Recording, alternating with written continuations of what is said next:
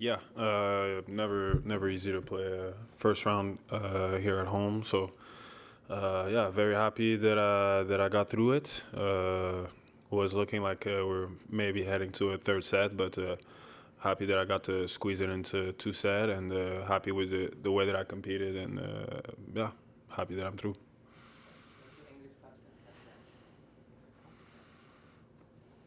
You came back down a break in that second set. Just kind of talk about your growth this year mentally. I mean, even dating back to the clay court season, for Uh, example, playing in Dimitrov, overcoming the match points. How have you grown from that this point this season?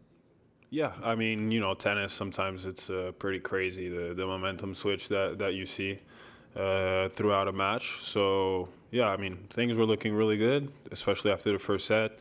Early in the second, I had a lot of chances to go up a break. Didn't get them. Played a poor game to lose my serve, and then all of a sudden now it's looking like we're going into a third set. So tennis can go that fast, especially in conditions like this, where it's super fast, super lively. So yeah, you try to stay calm, try to stay composed, try to fix the little damages quickly, and stay present in the moment. And yeah, I'm happy that I got to squeak it in two sets. Just further to what happened there, halfway through the second set, what adjustments, if any, did you make after that Yeah, wobble so that you could take control? yeah. I started on my serve, started making a little bit more first serves.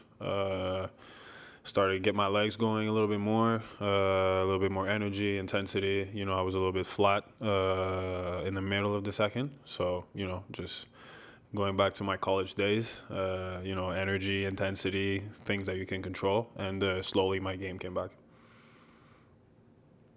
Congrats on the win, Gabriel. Thanks. You mentioned that intensity. You're doing a lot of fist pumps, Right. or fist pumping in the crowd, your walks. Where do you get that energy? Is it from the box? Is it from the crowd? Like, where do you get that energy? Well, I mean, it has to come from yourself. Um, no one's gonna bring it for you. Of course, the box is there, and I mean, I'm very fortunate that I don't have to tell them. They're always bringing the energy, no matter the score. But I'm a firm believer that you have to be aware also when your energy is down. You can't wait for someone else to bring it or wait for something to happen. And I think that goes back to my college days where you try to bring energy as much as you can. Sometimes the level doesn't follow, but I'm a firm believer that if you keep up the intensity, the energy level. I mean, you don't have to scream in the guy's face, but just jumping around before the first serve, returning, and always get the legs going. I think that's the best way to get your game back, and today that's what helped. Hey, Gabriel. I wonder how you sort of reflect on the last time you were here 2 years ago. I think your first ATP win. Yeah. Where, you were like 141 then. Yeah. Now a seated player, center court, from grandstand to center court. Like, how do you reflect on the differences between those two Yeah. extreme experiences? Yeah, I mean, yeah, it's 2 years ago. If you would have told me that I would come back here as a seeded player, I probably wouldn't have believed you. So, it's definitely an adjustment. But yeah, ultimately, I'm so happy and proud of myself and of my team, of the work that we've been able to put in.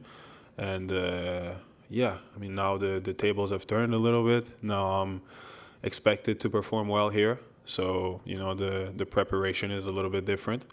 And yeah, I mean, we've prepared really well, and again, very happy with the way I competed today. And yeah, felt a little bit different than 2 years ago.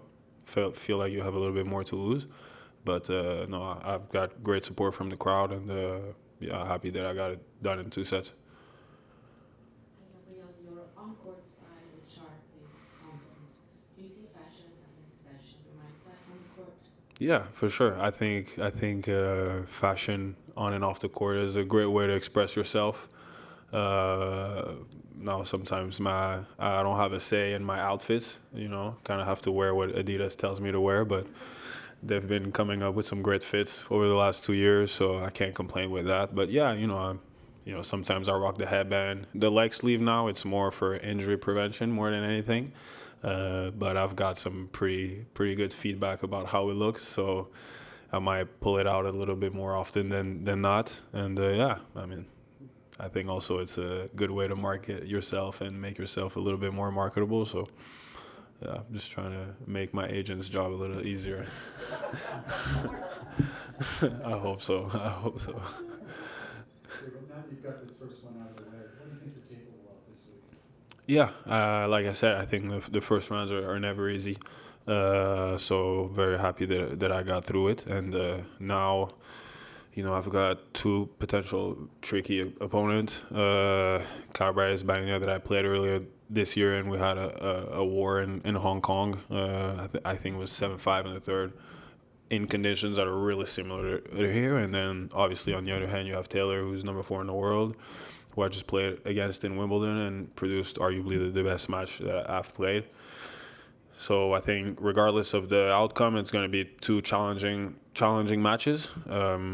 But I'm really looking forward to the challenge. It's what you practice for throughout the week to, get on center court and hopefully get a packed stadium and a bunch of people coming to see you play and perform. So that's what I'm hoping to do on Friday.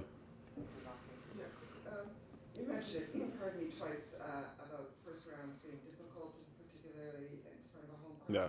Can you just explain that a little further, why people trip Yeah. up their first round? Well, I mean, I can speak from a Canadian perspective. We don't have a lot of opportunities to play home. Americans, they have, DC, they have Cincy, they have the Open, they have Dallas, Delray at the beginning of the year. So you kind of want to use that opportunity as much as you can and perform. But you have to make sure also you don't step into the other extreme, which is putting too much pressure and expectation on yourself. So it's about this fine balance and the equilibrium right in the middle where you're in the perfect state of mind. And in the first set, the first rounds, obviously, they're never easy. Especially home, because like I said, you want to perform well, you want to play well here in front of the crowd. But it goes back to just control what you can control, intensity, the preparation, everything is done before. Once you step on the court, you control what you can. And luckily I got the job done today. Salut, c'est quoi le principal défi ou piège de ce match-là aujourd'hui, selon toi? Premièrement, c'est un adversaire à pas négliger. Je pense que cette année est une très bonne année. Il a sorti des très bons joueurs. Je l'ai joué 2 fois, j'avais perdu 1 fois et gagné 1 fois, donc je savais à quoi m'attendre, on va dire, de sa part. Mais je pense qu'on a plus mis l'énergie sur moi, mon équipe et moi, ce que je dois faire pour me donner les meilleures chances de gagner. J'ai très bien commencé le match. Ensuite, deuxième set, il y a eu une petite baisse de régime. Lui a augmenté son niveau, mais j'ai continué à me battre, continuer à me donner des chances. Et ultimement, je crois que c'est ce qui m'a fait gagner aujourd'hui. C'est pas vraiment mon tennis, mais plus mon mental. Je suis resté très sharp, garder une bonne énergie. Et je pense que c'est ce qui m'a donné la victoire. Double question parce qu'on a juste droit à 2. Prochain match, ça peut être Fritz. Qu'est-ce que tu retiens de ton match à Wimbledon? De quel point ça va être différent ici? J'aimerais que tu dises en français ce que tu as dit sur la mode, sur le fait que c'était important pour toi de t'adapter aussi côté marketing. OK. Je vais répondre à la première d'abord. Ce que je retiens de mon match contre Fritz, c'est que c'était un très bon niveau, je crois, des 2 joueurs. C'est sûr que là, je jouais à la maison. Donc, l'ambiance était électrique à Wimby, mais je pense qu'elle peut être aussi électrique ici, surtout si on joue en soirée. Donc, mais bon, ça peut très bien tomber sur Carballes aussi, contre qui j'ai eu une grosse bataille au début d'année à Hong Kong dans des conditions très similaires à ici. Donc, je suis prêt pour les 2 éventualités. J'ai hâte, peu importe contre qui. Et par rapport à la mode, je pense que la mode, c'est sur le terrain ou hors le terrain, c'est une belle manière de s'exprimer.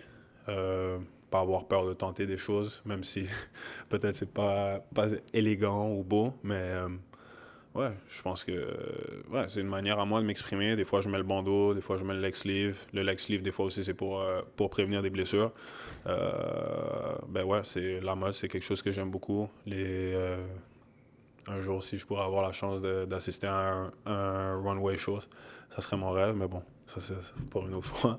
Mais c'est ça, j'ai un grand fan de mode. Thanks, merci.